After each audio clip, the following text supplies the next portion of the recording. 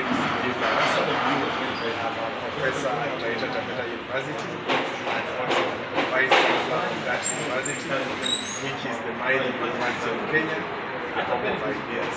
I'm happy to share with you a few ideas about the opportunities and spaces available in this country. We train various people in mining engineering, we train people in business, we train people in IT, we train people in agricultural sciences, we train people in education and all aspects. But we are a center of excellence in mining and mineral processing engineering.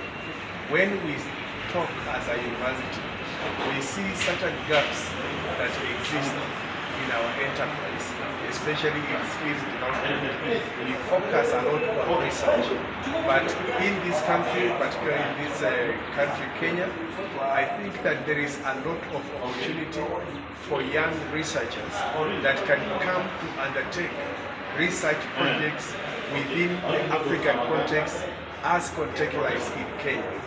Here, we are located in a belt that is full and rich, has a lot of minerals, gemstones, and a lot of research capacities and opportunities. Even in wildlife and all aspects of research, I see that we need a lot more of a connection between American young researchers and Kenyan young researchers can be able to form groups to address practical problems of industry in Kenya. In Kenya, you'll find a landscape where you can research from the lowest part of society, the lowest segment, with the most rudimentary skills and purposes in mining and community affairs, and also in the most complex industries. So that is what I can say. We need that collaboration.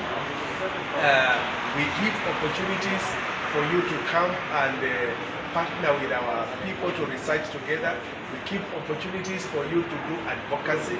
We keep opportunities for you to come and mentor the young Kenyans who are building their careers in the area of mining, in the area of IT, in the area of agriculture, in the area of tourism, development and management, and all aspects of that kind of thing. So that is one thing we do. There is also a gap we experience in terms of the facility.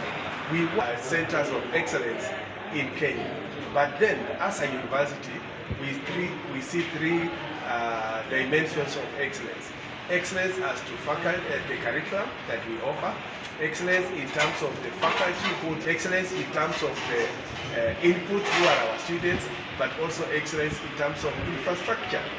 The kind of infrastructure we make available, workshops, research gaps, but we also see opportunities, not just gaps, but we see great opportunities.